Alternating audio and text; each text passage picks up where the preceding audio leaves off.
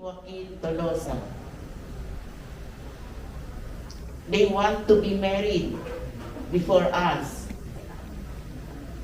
And to witness this occasion, we have Sir Tony Powell, Madam Julie Powell, wala. Sir Per Sorensen,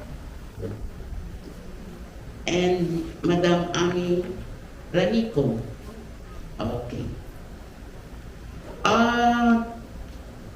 The four I have mentioned are under our laws, Philippine laws. They are witnesses to the wedding or to the marriage solemnization. But in our culture, they are called ninong, ninang, or second parents. That is the tradition. So let us see or determine whether John and Heidi are qualified to be married. John is a British citizen and Heidi is Filipina. So John is of age, so with Heidi, because marriage is a contract. Like an ordinary contract, like sale, we have to determine that they are of age, they have voluntarily entered into that agreement of sale or here into this marriage, and of course the object of the contract, which is the forming of a unit of the community we call family. So, I said consent. So, may I ask, John, did you voluntarily come to wed Heidi? Yes. No one forced you? What's that? No one forced? Nobody forced me. Okay, no one paid you. Okay, how about Heidi? Did you voluntarily come to marry John? Yes, sir. Of course, no one forced you to. Nobody. Okay. So, the consent requirement is settled. So, while you are standing there before us, your vision, our vision is that you will be living together till death do you part. So, to guide John and Heidi, why are you going to marry each other? Because we love each other. John said you love each other. Is that correct, Heidi? Yes. Yes, that's the foundation of marriage. But that is one aspect. Other obligations that you should have or do and perform now and during your marriage. Yes, I will look after her, don't worry. You will not look after each other. Definitely. To be specific, that is the obligation to support. What else?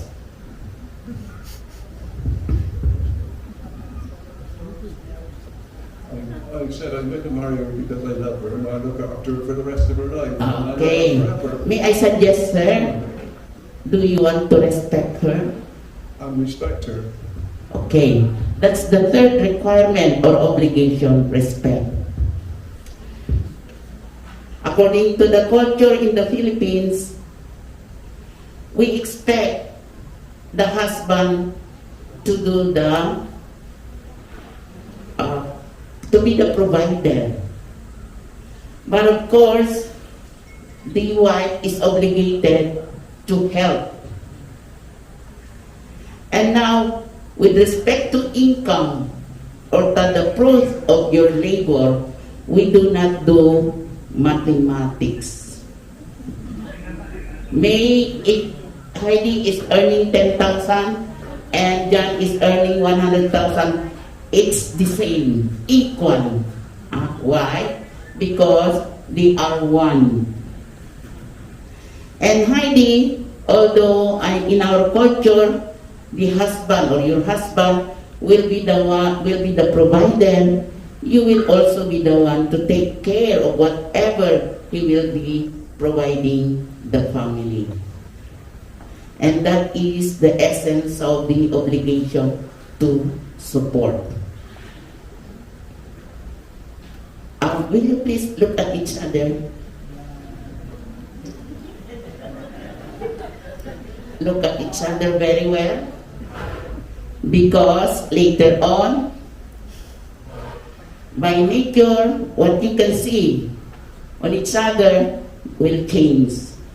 As I have been giving as an example, when I was single, my baywang or my waist was 18, but now it's 58. So will you still be willing to marry each other, John and Heidi?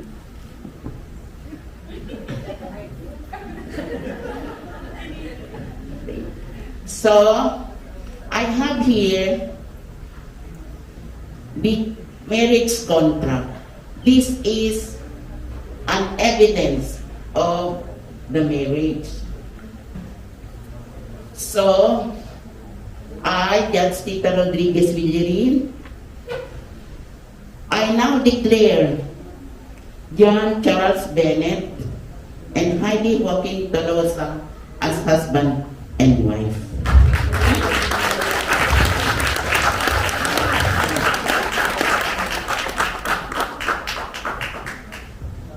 Okay, I was informed the symbols of the love, support, and respect that they promise to do to each other will be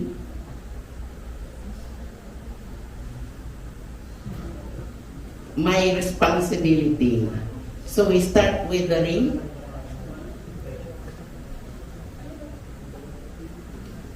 The rings are symbol of love. So we start with Jan. Do you have a promise of love or commitment to Heidi? We want to hear it. Can you use the microphone? While you are giving the ring to Heidi,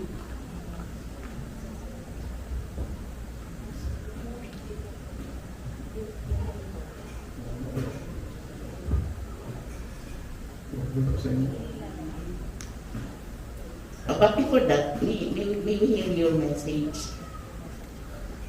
I give you this ring as a token of my love for you, everlasting love for you, Heidi.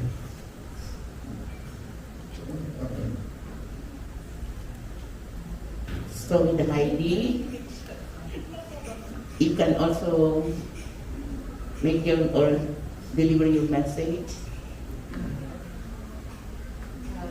Give this ring to you, my love, as a sign of my faithfulness, loyalty, and promise to look after you forever. I love you. Palakpakan ko lang. And then the symbol of support is the aras or the aray.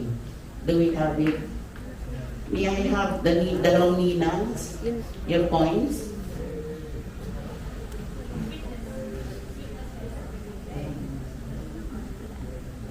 Hindi nga. Coins. Coins. Ay, tignan dalawa lang tayo. Wala kayong coins? Puro buo? Hindi. Gusto ko coins. Doon. Bigyan mo kayo dyan.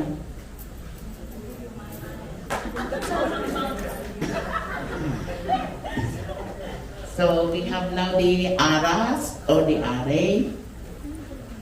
Don't put it in your Bakit? Okay. As I have said a while ago,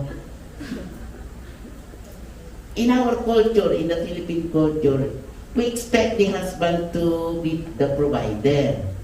Now, John, are you willing to give to Heidi substantial amount, or that's what is needed by your family? Are you willing to give to Heidi? I'll give her my credit card.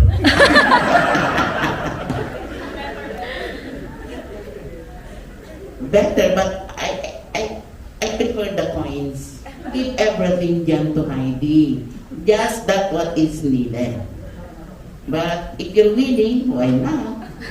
Diba? So Heidi, are you willing to receive from John that substantial amount needed by your family, but you are obligated to use this for the sake of your family? Okay. So will you get the coins, John, and give them to Heidi? That's the symbol of support. Itago mo yan, Heidi. Kasi tago dito sa may tago mo. Para kayo maging blessed ang inyong pagsasama financially.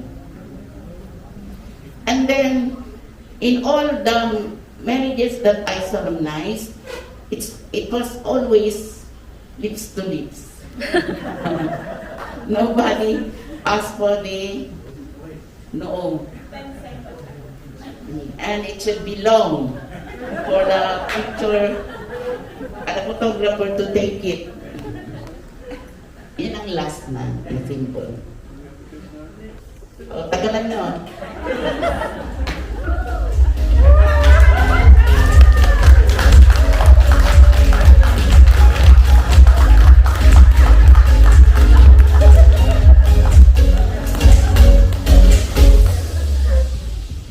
So, congratulations and good day to everybody.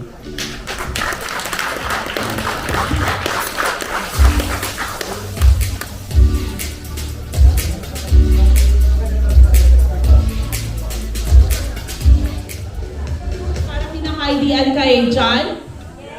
Yes, of course. And everybody else, single ladies, single men, and also those husband and wives can really learn the lesson from the words of our honorable judge. Okay. All right, a lovely morning to each one of you, especially to our guests.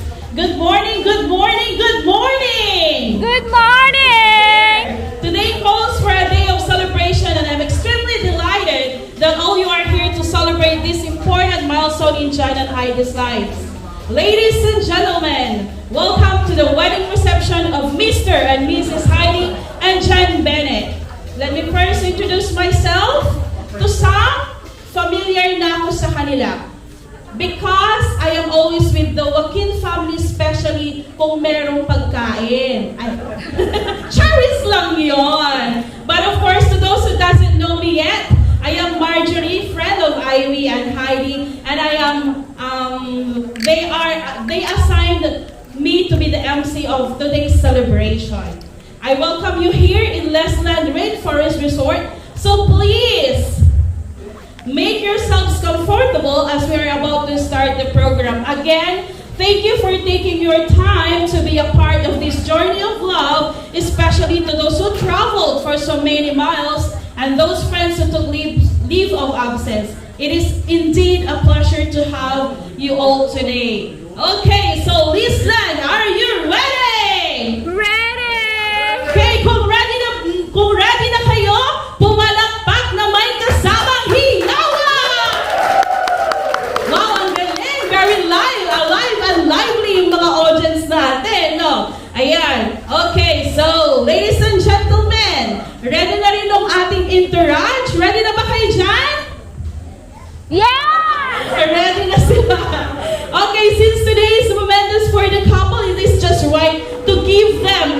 entrance and our warmest welcome.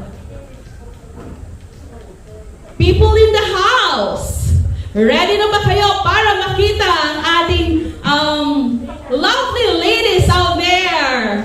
Yan, sama-sama na daw sila.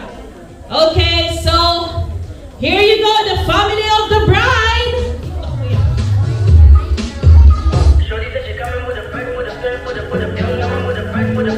Ayan na sila, ladies and gentlemen, palakpakan naman dyan. Ulit. Ulit. Okay, so, ulit daw kuya. Sabay-sabay kayo.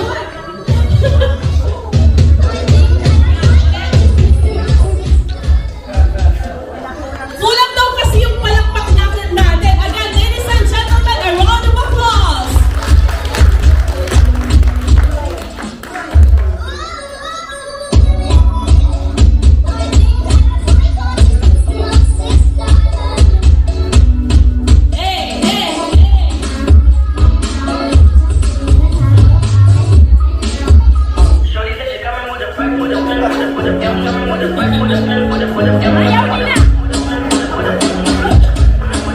Let's give it up for Heidi and Nico!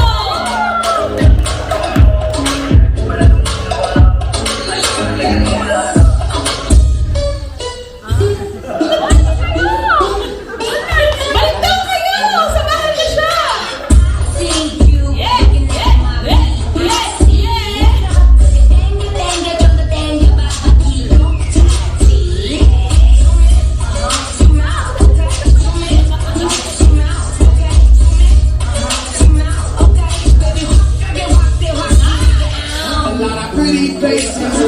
Wow! Ang galing naman! Oh, hindi, halagang...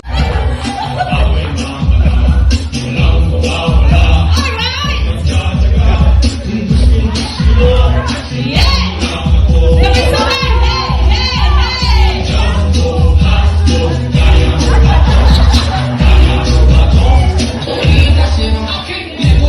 Yes, thank you so much for your beautiful dance. Hindi halatang nag-iis ka lang si nanay. Next for grand entrance is, and this is Julie Powell. Yan. So, magtitiktok din ba kayo? Alright, there you go, guys! There! Palakpakan mo natin sila! My dear audience, there you go! Good job, Heidi! Yes! Alright! Oh, there you go, Tony! Thank you so much! Okay, so again, I present to you another ninang and ninong of this wedding vows. Mr. and Mrs. Per Surensen and Mrs. Ami Surensen. There you go, guys. Alright.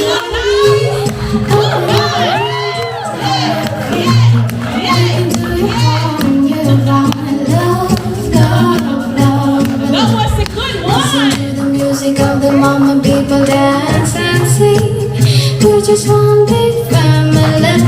And it's no God forsaken right. Ladies and gentlemen, I am so honored and blessed to introduce to you our newlywed couple. Let us all stand and put your hands together for Mr. and Mrs. Heidi and John Bennett. I'm sure there's no need to go there. It's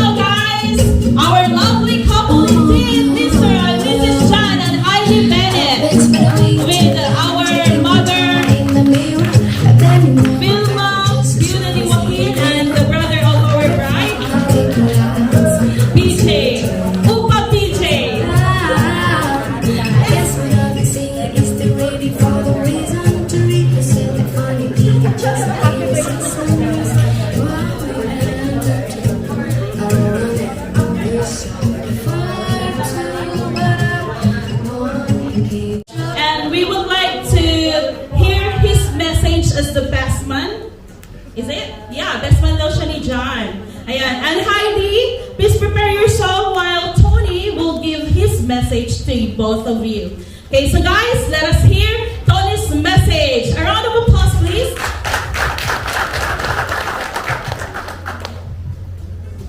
Good morning, everybody. Right. Well, I was very interested in the ceremony. The bit that stood out to me was of John being of sound mind. Well, that raises a question with me. When he climbs up a tree and ties a rope to it, and then ties the other end to the back of my car. He knows what I'm talking about. Anyway, they've been together for 9 years now, so it's about time sewing was done, which has now happened, and I would like to wish them both the best of health and happiness for the rest of their days. And, well, just put your hand together, a nice big round of applause. All the best. Right, I'm not going to make any more ado with the speech. I'll hand the microphone back and let the proceedings commence. Oh, yes. All right. Thank you for the wonderful message, Sir Tony. Yan. Okay. So, gusto nyo bang marinig ang boses ni Heidi? Yes. What about John? Do you want to hear Heidi's voice? John is not answering. Oh, yes, of course. So, ladies and gentlemen, I present to you our beautiful bride, Heidi Joaquin Bennett. A round of applause, please.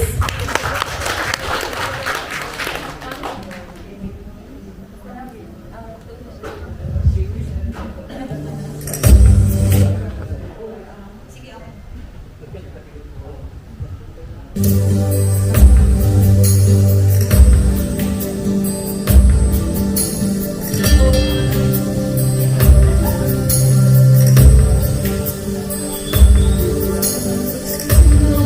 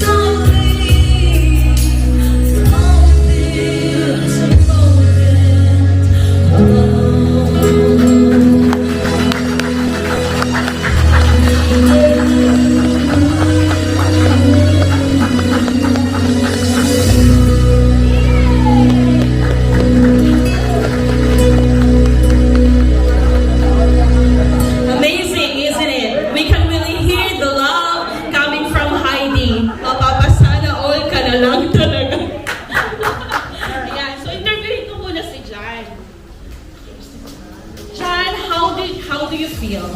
What can you say about the love serenade of Heidi to you? Oh, you know, she's a fantastic singer. I'd have her singing all day long. Yeah, of course she is, really. And I really wanted to hear her voice too. Kasi fantastic singer.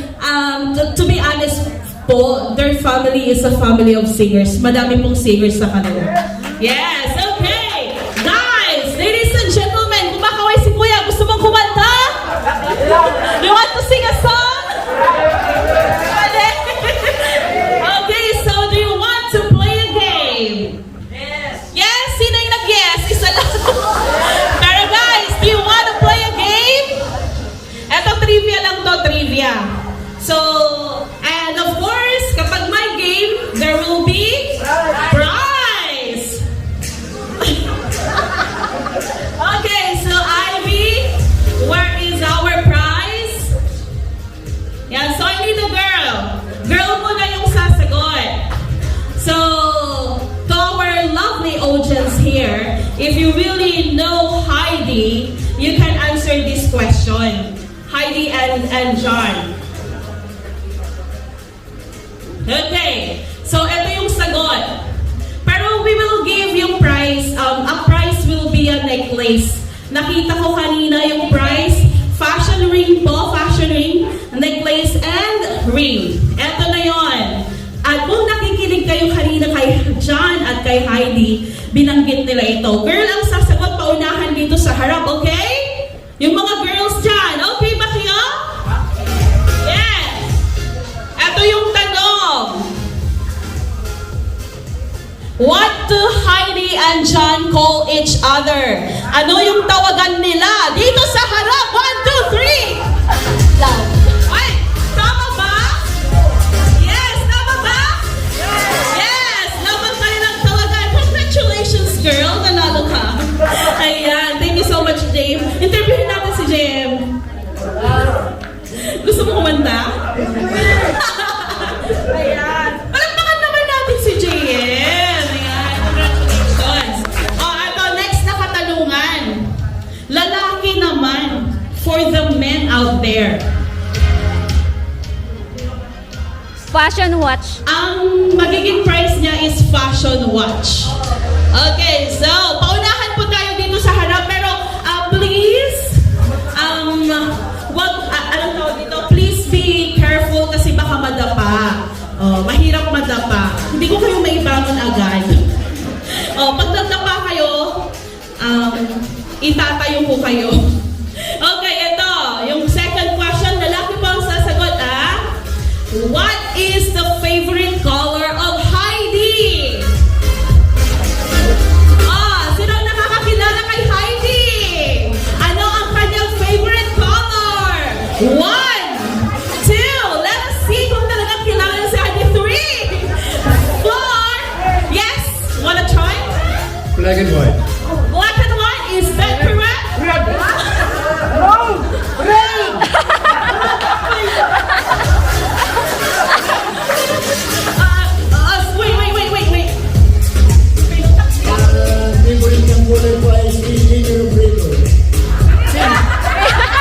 Okay, so we have 3 answers.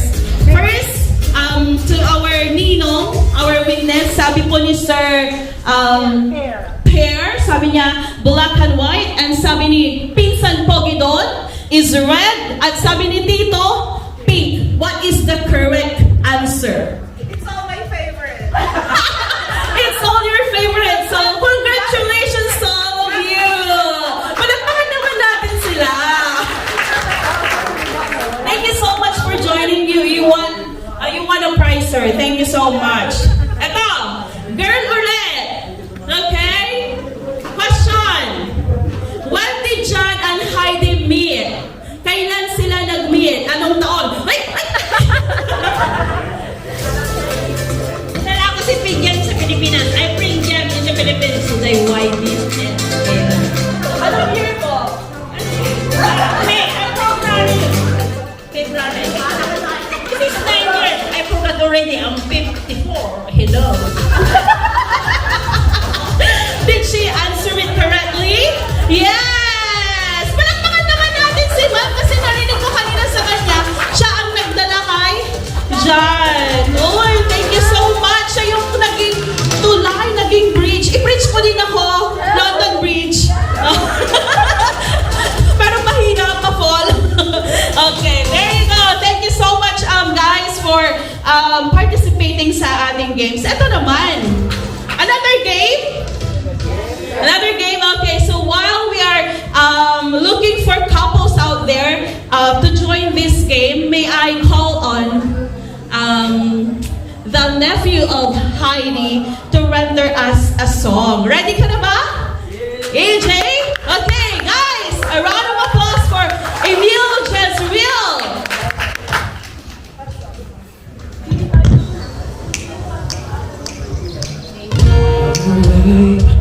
Just to hear you breathing, watch you smile while you are sleeping, while you're far away and breathing. I could spend my life in this sweet surrender. I can stay lost in this moment forever. Every moment spent with you is a moment I treasure. I don't wanna close my eyes, I don't wanna fall asleep, 'cause I miss you, babe, and I don't wanna miss a thing. Even when I dream of you, the sweetest dream will never do. I still miss you, babe, and I don't wanna miss a thing. The light goes to you, hearing your heart beating, and I'm wondering what you're dreaming. Wondering if it's me you see it, and then I kiss your eyes and think we got a world together. I just wanna stay with you in this moment forever, forever and ever. I don't wanna close my eyes, I don't wanna fall asleep, 'cause I miss you, babe, and I don't wanna miss a thing. 'Cause even when I dream of you, the sweetest dream will ever do. I still miss you, babe, and I don't wanna miss a thing. Miss once more, I don't wanna miss one kiss. I just wanna be with you, right here with you, and just like this, I just wanna hold you close, feel your heart so close to mine, and just stay here in this moment for all the rest of time. I don't wanna close my eyes, I don't wanna fall asleep, 'cause I miss you, babe, and I don't wanna miss a thing. 'Cause even when I dream of you, the sweetest dream will never do. I still miss you, babe, and I don't wanna miss a thing.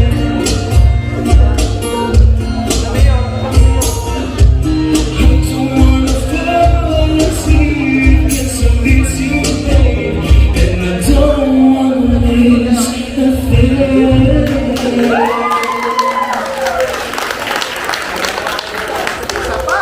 Ayan, isa pa. So,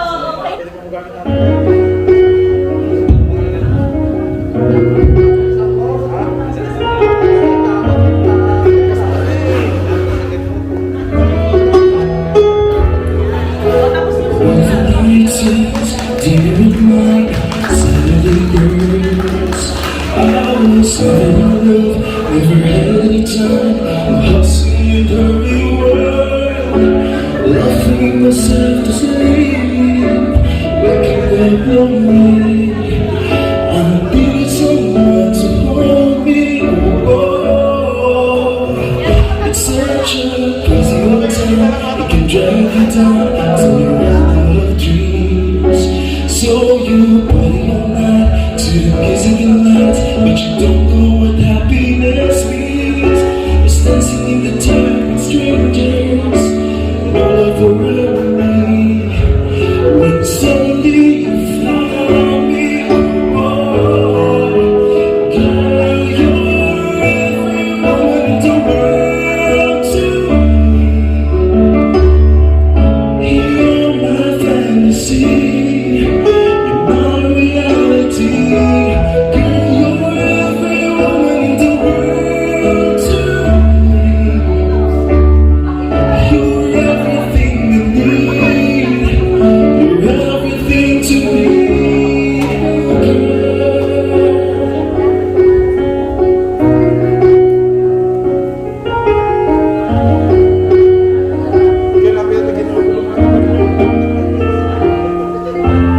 everything good, everything fine. That's what you are. So put your hand in mine, and together we'll climb. I see that's the highest star. I left one we never meet again. We're together, and I'll stay right here forever. Oh, girl, you're every woman in the world to me.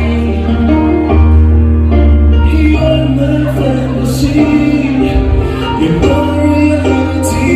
Girl, you're every woman in the world to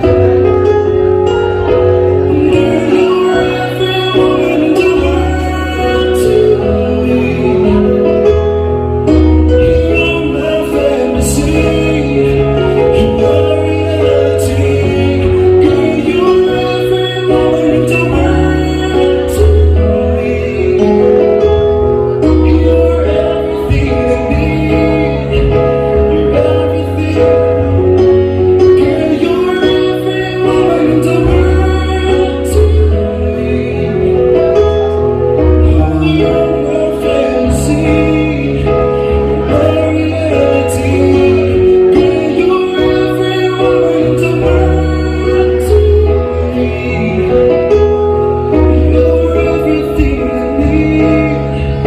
You're everything to me.